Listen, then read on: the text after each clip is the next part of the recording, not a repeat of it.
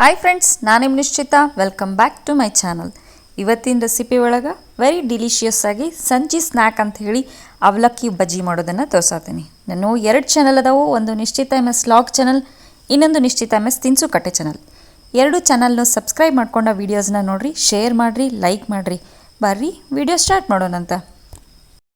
ಫಸ್ಟಿಗೆ ಅವಲಕ್ಕಿನ ಒಂದು 10 ನಿಮಿಷದ ಮೊದಲು ಸ್ವಚ್ಛಗೆ ತೊಳೆದು ನೆನೆಸಿಟ್ಕೊಂಡಿದ್ದೆ. ಆ ಅವಲಕ್ಕಿನ ನೀರು ಬಸದ ನಾ ಈಗ ಒಂದು ಬೌಲಿಗೆ ಹಾಕ್ಕೊಳತ್ತೀನಿ.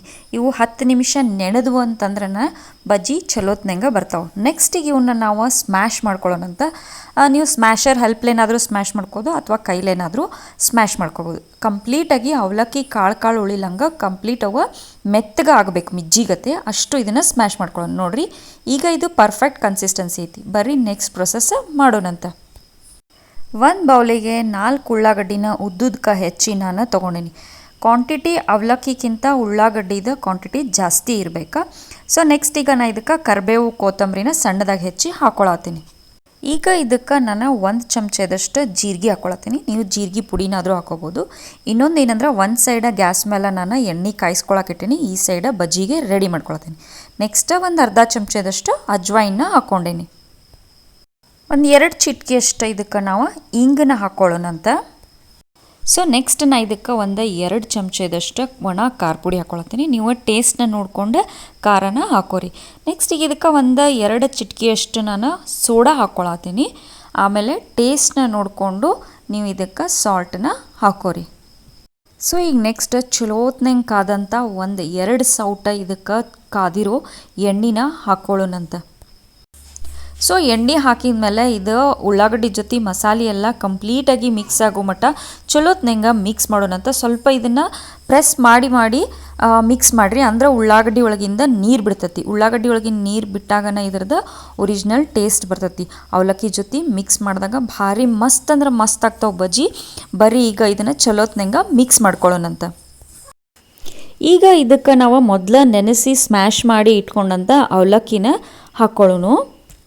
ನಾ ಇಲ್ಲೇ 1 ಕಪ್ನಷ್ಟು ಕಡ್ಲಿ ಹಿಟ್ಟು ತೊಗೊಂಡೇನಿ ಮತ್ತು 1 ಕಪ್ನಷ್ಟು ಅಕ್ಕಿ ಹಿಟ್ಟನ್ನು ಹಾಕ್ಕೊಳತ್ತೀನಿ. ಇದು ಬೈಂಡಿಂಗಿಗಾಗಿ.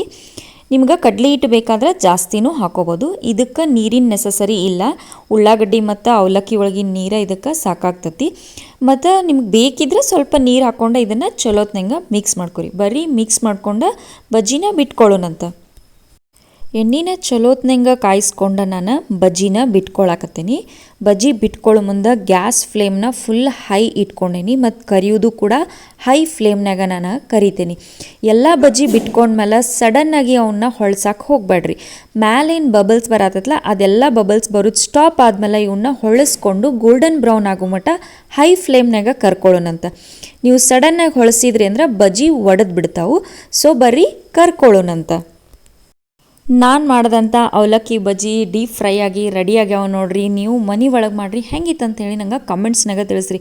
ಸಂಜೆ ಸ್ನ್ಯಾಕ್ಸ್ ಭಾರಿ ಮಸ್ತ್ ಅಂದ್ರೆ ಮಸ್ತ್ ಆಗ್ತಾವೆ. ಬರ್ರಿ ನಾನು ಇದೇ ಥರ ಎಲ್ಲ ಬಜ್ಜಿನೂ ಕರ್ಕೊಂಡು ನಿಮಗೆ ಸಿಗ್ತೇನಂತ. ಅವಲಕ್ಕಿ ಬಜ್ಜಿ ರೆಡಿ ಆಗ್ಯಾವ ನೋಡ್ರಿ. ಸಂಜೆ ಸ್ನ್ಯಾಕ್ಸಿಗೆ ವೆರಿ ಡಿಲಿಷಿಯಸ್ ಆಗಿ ಕ್ರಿಸ್ಪಿಯಾಗಿ ಚಾದ ಜೊತೆ ಟೇಸ್ಟ್ ಮಾಡ್ತಾಯಿದ್ರೆ ತಿಂತಾನೆ ಇರಬೇಕು ಅನಿಸತಿ. ಭಾರಿ ಮಸ್ತ್ ಅಂದ್ರೆ ಮಸ್ತ್ ಆಗಿರ್ತಾವೆ ನೋಡ್ರಿ. ನೀವು ಮನೆ ಒಳಗೆ ಮಾಡಿರಿ, ನಂಗೆ ಕಮೆಂಟ್ಸ್ನಾಗ ಹೇಳ್ರಿ ಹೆಂಗಾಗಿದ್ವು ಬಜ್ಜಿ ಅಂಥೇಳಿ. ನಾನು 2 ಚಾನಲ್ನು ಸಬ್ಸ್ಕ್ರೈಬ್ ಮಾಡ್ಕೊಂಡ ವೀಡಿಯೋಸ್ನ ನೋಡಿರಿ, ಶೇರ್ ಮಾಡಿರಿ, ಲೈಕ್ ಮಾಡಿರಿ, ನನಗೆ ಸಪೋರ್ಟ್ ಮಾಡಿರಿ. ನೀವು ಲೈಕ್ ಮಾಡೋದ್ರಿಂದ ನನ್ನ ವೀಡಿಯೋಸ ಭಾಳಷ್ಟು ಜನರ ಮಟ್ಟ ರೀಚ್ ಆಗ್ತಾವೆ. Thank you.